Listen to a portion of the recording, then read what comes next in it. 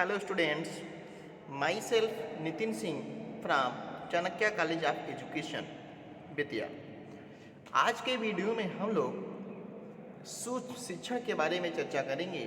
सूक्ष्म शिक्षण क्या है, इसका क्या हिस्टोरिकल बैकग्राउंड क्या है, मतलब ऐतिहासिक परिप्रेक्ष्य में पहले सूक्ष्म शिक्षण का विकास कब हुआ, इंडियन परिप्रेक्ष्य में क्या कैसे हुआ, इसके कुछ मनोशास्त्रियों ने क्या डिफिनेशंस दिया और लास्ट में उस पर क्या एजम्पशंस हैं, क्या मान्यताएं हैं सूक्ष्म शिक्षण के और इसके क्या यूजेस हैं, क्या लाभ्स हैं, इन सब बिंदुओं के बारे में आज हम चर्चा करेंगे।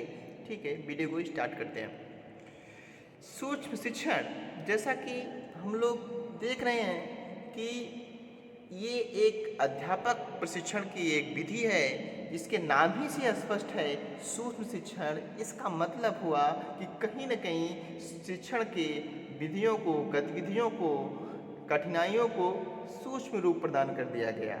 इट मीन्स हम अपने शिक्षण टीचिंग की स्किल्स को छोटा बना दिए, अर्थात भावी छात्राध्यापकों को प्रशिक्षण के लिए, भावी शिक्षकों को प्रशिक्षण के लिए, जो लोग शिक्षा के क्षेत्र में शिक्षक के रूप में जीवन करियर बनाना चाहते हैं, उनके लिए, नव प्रशिक्षकों के लिए ये विधि बनाई गई कि शिक्षण की जटिलताओं को, उसके कठिनाई स्तर को, उसके पाठ्यक्रम को, उसकी अवधि को कहीं न कहीं कम कर दिया जाए। इसी बेस पे इसका डिजाइन किया गया। हम थोड़े इसके ऐतिहासिक परिप्रेक्ष्य की बात करते हैं। सूक्ष्म शिक्षण अध्यापक प्रशिक्षण के क्षेत्र में नवीन आशा एवं उत्साह का प्रतीक बनकर शिक्षकों के छात्राध्यापकों में कौशल के विकास के लिए वरदान साबित हुआ।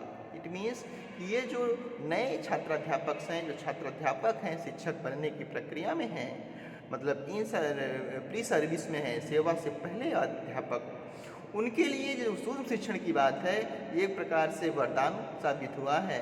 इसमें क्या हुआ है, इस प्रकार एक सूक्ष्म शिक्षण को एक प्रयोगशाला विधि कही गई है, क्योंकि यह प्रयोगशाला के सभी शर्तों को पूर्ण करने में सक्षम है। अर्थात ये जो सूक्ष्म शिक्षण विधि है, इसे प्रयोगशाला विधि भी कह सकते हैं। एक प्रयोगशाला विधि होती है सूक्ष्म शिक्षण, ऐसा इसलिए क्योंकि ये प्रयोगशाला के सभी जो एजम्पशंस हैं, सभी पैरामीटर्स हैं, उस पैरामीटर कंडीशंस को फॉलो करते हैं।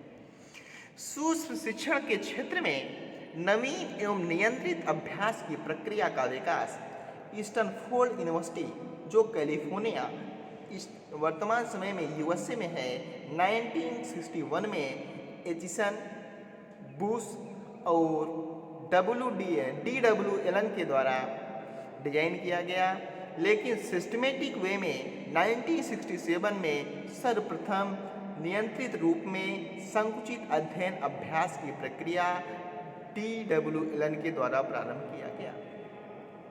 पहली बार 1961 में एचिसन, बुश और एलन के द्वारा दिया गया, लेकिन एक व्यवस्थित रूप में नियंत्रित एवं संकुचित अभ्यास क्रम, अध्ययन अभ्यास का क्रम जब बताया गया, दिया गया, ये बात डब्ल्यू एलन के द्वारा दिया गया। अर्थात हम ये कह सकते हैं डब्ल्यू एलन को सूक्ष्म शिक्षण के जन्मदाता के रूप में या पहली बार डिजाइन के रूप में बात करते हैं। इन्होंने क्या बताया कि प्रत्येक छात्राध्यापक 5 से 10 छात्रों को एक छोटी सी कक्षा को पढ़ाता था, और जो अन्य छात्राध्यापक होते थे वे रोल प्ले मॉडल का निर्वाह करते थे। रोल प्ले का मॉडल करने का मतलब, जो एक छात्राध्यापक कक्ष के छोटे बच्चों को 5 से 6 छात्रों को पढ़ा रहा होता है, तो उस प्रक्रिया के दौरान जो उसके सहपाठी छात्राध्यापक होते हैं, कोई उसका ऑब्जर्वेशन करने का काम, कोई उसका मूल्यांकन करने का काम, इन सब कार्यों में अन्य छात्राध्यापक, जो सहपाठी छात्राध्यापक हैं, कार्य करते रहते हैं। इंडियन परिप्रेक्ष्य में देखा जाए, भारतवर्ष में जब इसकी बात देखी जाती है, तो 1974 में सूक्ष्म शिक्षण के क्षेत्र में सर्वप्रथम पासी और शाह ने इसको डिजाइन किया और इसमें वैज्ञानिक जानकारी दी है। वैज्ञानिक थोड़ा मिस हो गया है, वह हो गया है, वह का स्थान तो वह होना चाहिए। पहली बार वैज्ञानिक जानकारी प्रदान की सूक्ष्म शिक्षण के बारे में, और 1968 में इंदौर विश्वविद्यालय ने सर्वप्रथम सूक्ष्म शिक्षण पर राष्ट्रीय प्रायोजना नेशनल प्रपोजल फॉर प्रोजेक्ट का निर्माण किया, जिसके अंतर्गत विभिन्न प्रकार के महाविद्यालयों, विश्वविद्यालयों को शिक्षक प्रशिक्षकों ने सूक्ष्म शिक्षण पर कार्य किया। इट मीन्स कि 1975 में जब इंदौर विश्वविद्यालय ने माइक्रो टीचिंग का नेशनल प्रपोजल प्रोजेक्ट तैयार किया, इसमें विभिन्न प्रकार के महाविद्यालयों के प्रशिक्षण और उनके प्रशिक्षक और महाविद्यालयों के शिक्षक प्रशिक्षकों ने भाग लिया और इसके बारे में अपनी कार्य योजना बताई।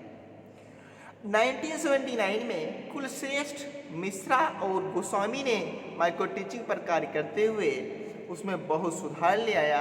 एक नया प्रत्यय मिनी टीचिंग परिसूक्ष्म शिक्षण की बात बताई, जिसमें भारतीय monograph mini teaching a new experiment in the teacher education, जो एनसीईआरटी दिल्ली के द्वारा सहयोग से प्रकाशित किया गया। इस मोनोग्राफ में बात मिनी टीचिंग की भी बात की गई है, अर्थात परिसूक्ष्म शिक्षण की भी बात की गई है, जो एनसीईआरटी दिल्ली, एनसीईआरटी मतलब national council for educational research and training ने टीचर एजुकेशन के बारे में जो न्यू एक्सपेरिमेंट मिनी प्रकाशित किया, मिनी टीचिंग के बारे में भी बात बताई। लेकिन आजकल की बात करें, वर्तमान समय में जब हम बात करते हैं तो भारतवर्ष में सूक्ष्म शिक्षण के साथ साथ मिनी टीचिंग, माइक्रो टीचिंग के साथ साथ सूक्ष्म परिसूक्ष्म शिक्षण अर्थात मिनी टीचिंग पर भी कार्य किया जा रहा है। इट मीन्स हम ये समझें कि सूक्ष्म शिक्षण के साथ साथ भारतवर्ष में मिनी टीचिंग अर्थात परिसूक्ष्म शिक्षण पर भी कार्य किया जा रहा है। कुछ इसके डिफिनेशंस को देखते हैं कि W.D. एलन, जिन्होंने माइक्रो टीचिंग को पहली बार डिजाइन किया, उन्होंने क्या इसका डिफिनेशन बताया कि सूक्ष्म शिक्षण एक सरलीकृत शिक्षण प्रक्रिया है जो छोटे आकार की कक्षा में कम समय में पूर्ण की जाती है। It means a mini teaching scale down teaching encounter in the class size and class time. It means कि जो मिनी टीचिंग है, सूक्ष्म शिक्षण है, ये इनकाउंट कर देता है, कम कर देता है किसको?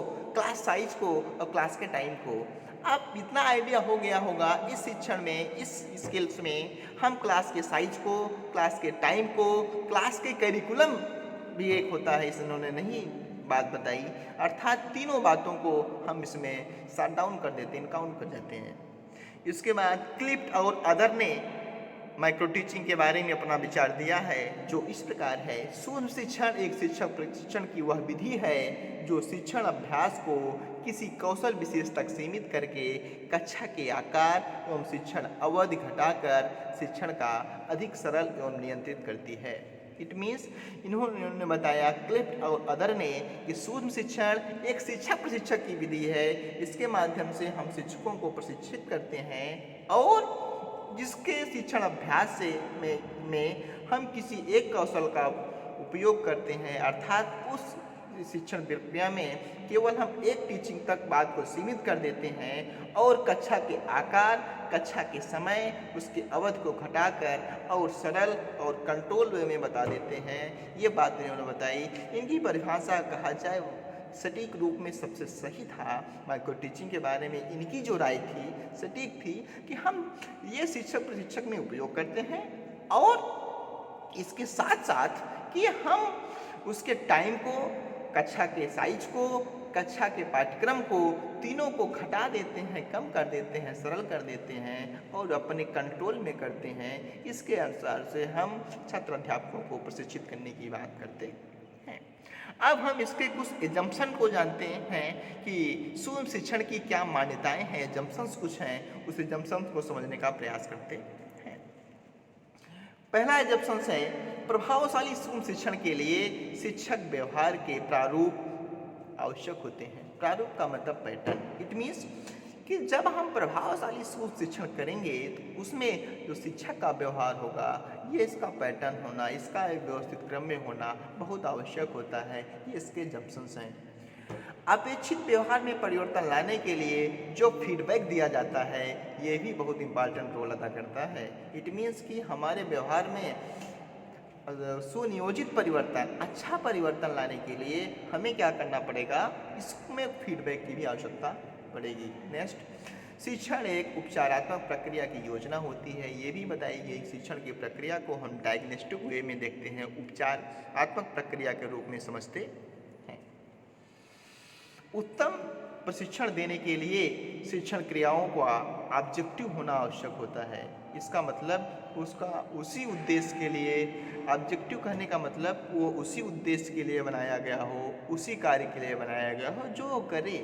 हम आपसे ये भी कह सकते हैं कि ये जब ऑब्जेक्टिव कहा जाए तो ये अच्छा प्रशिक्षक देने के लिए, बच्चों को अच्छा ट्रेन करने के लिए शिक्षकों को, छात्राध्यापकों को इसे ऑब्जेक्टिव होना चाहिए। इस प्रक्रिया को वस्तुनिष्ठ बनाया जाना चाहिए जिसमें समय, व्यक्ति और विशेष का प्रभाव न पड़े। एक प्रकार से यहाँ पे आप कह सकते हैं इंडिविजुअल डिफरेंस की बात को नकारा गया है, इंडिविजुअल डिफरेंस का प्रभाव न पड़े, इस प्रकार की बात इसके एग्जाम्पल्स में बताई है। नेक्स्ट, शिक्षक में सुधार लाने के लिए समुचित अवसर दिए जाने चाहिए। शिक्षक में उसके स्किल्स को सुधारने के लिए उसको तमाम अवसर देने चाहिए जिसमें ये अपनी बात को समझा सके, बचा सके। व्यक्तिगत क्षमताओं का विकास करके शिक्षण को उन्नत बनाया जा सकता है। व्यक्तिगत करने का मतलब उस अध्यापक का, उस छात्राध्यापक के हम शिक्षण प्रक्रिया को, व्यक्तिगत क्षमताओं को सुधारेंगे और जब उसकी व्यक्तिगत क्षमता में सुधार होगा तो जाहिर सी बात है उसकी शिक्षण प्रक्रिया को भी हम उन्नत और प्रभावशाली बना सकते हैं। ये इसके एग्जाम्पल्स हैं। नेक्स्ट, सूक्ष्म शिक्षण का एक अति लघु एवं सरलीकृत रूप होता है। नाम ही से स्पष्ट है, इसका नाम ही सूक्ष्म है, शिक्षण है, मतलब शिक्षण की प्रक्रिया को छोटा, सरल और सहज बना दिया गया है। तो उसी बात को बताया गया है। ये इसके एग्जाम्पल्स हैं। माइक्रो टीचिंग के कुछ सिद्धांत हैं, प्रिंसिपल्स हैं, इसको हम समझते हैं। माइक्रो टीचिंग्स के प्रिंसिपल्स में बताया गया कि पहला पॉइंट कि ये एलन और रियान ने 1968 में इसके 5 फंडामेंटल प्रिंसिपल्स बताए हैं। वो जो पहला प्रिंसिपल्स है कि सूक्ष्म शिक्षण एक वास्तविक शिक्षण है। जी वही बात है, वास्तविक शिक्षण का ही भाग होता है। सूक्ष्म शिक्षण की जटिलताओं को कम कर देने से रियल टीचिंग से अलग नहीं होता है, उसी टीचिंग का ही भाग होता है। नेक्स्ट, इस प्रकार के शिक्षण में साधारण कक्षा शिक्षण की जटिलताओं को कम कर दिया जाता है। अर्थात सूक्ष्म शिक्षण की जब हम अच्छा कक्षा लेते हैं या सूक्ष्म शिक्षण की बात हम करते हैं तो इसमें कक्षा की जो जटिलताएं हैं, उसकी जो कठिनाइयां हैं, उसको कम करके सरल बना दिया जाता है। नेक्स्ट, एक समय में किसी भी एक विशेष कार्य या कौशल को प्रशिक्षण पर ही जोर दिया जाता है। ये भी इसके प्रिंसिपल्स हैं कि हम वन टाइम में एक ही स्किल का विकास अपने अंदर करेंगे और इसके विकास के लिए हम उसी पर जोर देंगे जिस कौशल में हम पारंगत हो सके। इसमें जो तमाम सी स्किल्स होती हैं जैसे introductive skills, questionnaire skills, explanation skills, इन सब स्किल्स को हम केवल वन टाइम में वन स्किल्स की ही बात करेंगे और उसी स्किल की जोर देंगे। कब तक? जब तक उस स्किल को हम सीख नहीं पाएंगे। नेक्स्ट, अभ्यासक्रम की प्रक्रिया पर अधिक नियंत्रण रखा जाता है।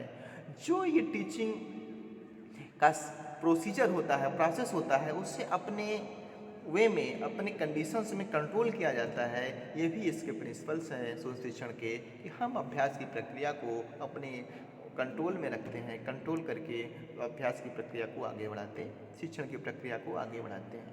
नेक्स्ट, शिक्षण संबंधी ज्ञान, साधारण ज्ञान एवं प्रतिपुष्टि के प्रभाव की परिधि विकसित की जाती है।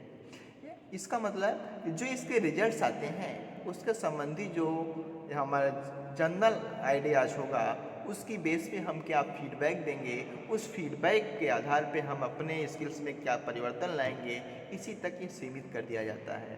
इट मीन्स जब हम सूक्ष्म शिक्षण कर रहे होते हैं, सूक्ष्म शिक्षण के दौरान जो हम अपना साधारण सा ज्ञान देते हैं, साधारण से किसी बेसिक कंसेप्ट को बताते हैं, उस कंसेप्ट में फीडबैक क्या क्या रोल है, इफेक्ट क्या है, उस फीडबैक को रोल तक ही अपने आप को परिधि में हम बांध लेते हैं। मतलब टीचिंग करेंगे, उसको बाद प्लानिंग करेंगे, टीचिंग करेंगे, फिर फीडबैक लेंगे, फिर प्लानिंग, फिर टीचिंग, फिर फीडबैक, ये इसका सर्कल होता है।